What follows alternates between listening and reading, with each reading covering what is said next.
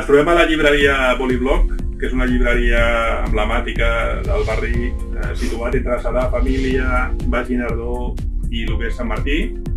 I ens trobem amb la seva propietària, l'Anna. Com tens planificat el Sant Jordi? Com el teniu preparat? Si teniu indicacions de què podeu fer i què no podeu fer? Tenim totes les autoritzacions del Procicat per fer un Sant Jordi normal, però amb mesures. I llavors les mesures són controlar l'aforament a la llibreria, ens deixen posar parada fora de les llibreries de fins a 8 metres cada llibreria, llavors això esponja molt a la gent i fa que no tinguis tanta gent a dins de la llibreria. Nosaltres posarem també una parada al Passeig de Gràcia. Han fet 4 trams de Passeig de Gràcia a la calçada dels cotxes, prohibiran la circulació de cotxes, llavors han posat crec que 4 o 5 llibreries a cada tram i tenen una parada de venda de llibres i parades de signatures. Llavors els autors i tal vindran a signar a les parades aquestes que tenim al Passeig de Gràcia. Què heu preparat vosaltres? Què teniu muntat així? Clar, nosaltres perquè no es concentri tota l'activitat el mateix dia de Sant Jordi, vull dir que això seria caòtic i hem de controlar l'aforament i on seria un dia de molts nervis, hem fet, per exemple, avui tenim una presentació de la Liliana Arroyo del llibre aquest Tu no ets la teva selfie, que també és una veïna del barri.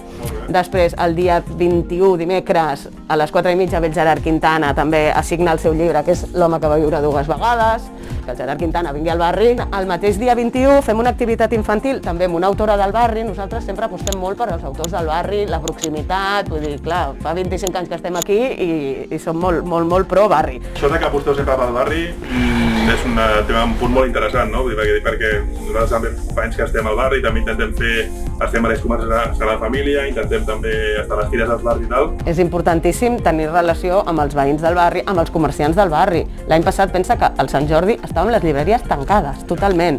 I què vam fer? Tenim una pàgina web i a través de la pàgina web veníem els llibres, la gent ens comprava els llibres i els llibres els portàvem al forn Elias, al forn del barri. Llavors la gent, quan anava a comprar el pa, comprava al forn.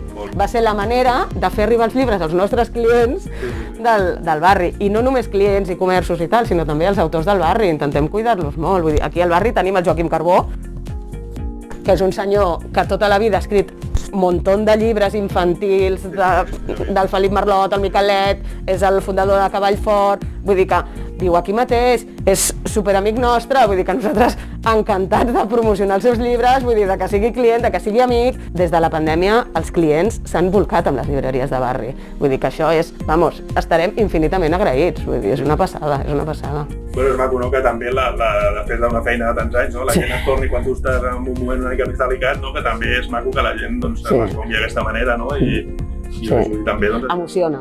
T'ho juro que emociona. Emociona, vull dir, perquè hi ha gent que diu no, m'ho podia comprar no sé on, però soc del barri i ho vull comprar al barri. Vale. Sí, l'entrega.